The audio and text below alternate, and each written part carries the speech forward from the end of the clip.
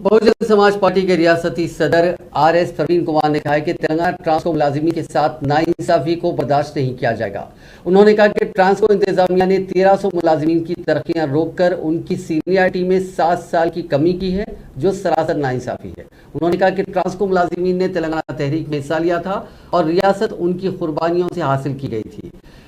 प्रवीण कुमार ने कहा कि इंतजामिया तेलंगाना मुलाजिमीन के साथ नाइंसाफी कर रही है ताकि आंध्र प्रदेश नस्साद मुलाजिमीन की मदद की जा सके। उन्होंने अपने ट्विटर हैंडल पर एक ट्वीट में शिकायत पर बरहमी का इजहार किया। उन्होंने कहा कि उनकी पार्टी ट्रांसको मुलाजिमीन के काज के लिए खड़ी है।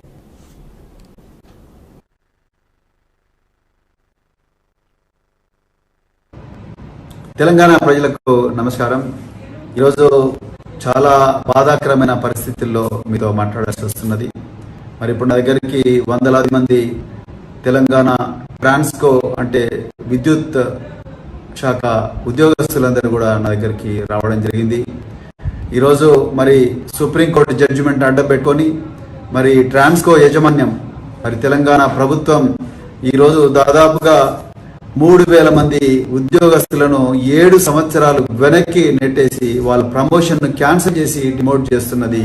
మరి రోజు ఇందుకోసమేనా మరి ఆ రోజు తెలంగాణలో ఉద్యోగస్తులందరూ కూడా మరి ముఖ్యంగా ట్రాన్స్కో ఉద్యోగస్తులు ఆ రోజు ప్రత్యేక తెలంగాణ కోసం పోరాడింది। వాళ్ళ త్యాగాల ఫలితమే ఈ రోజు తెలంగాణ వచ్చింది। వాళ్ళ త్యాగాల ఫలితమే ఈ రోజు కేసీఆర్ ప్రగతి భవన్ లో కూర్చున్నాడు।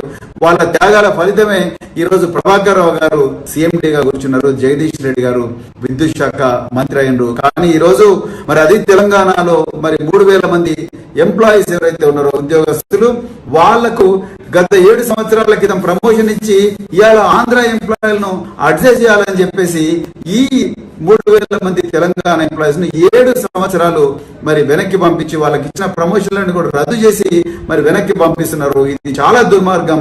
ఈ తెలంగాణ దగాబడ్డ తెలంగాణ విద్యుత్ శాఖ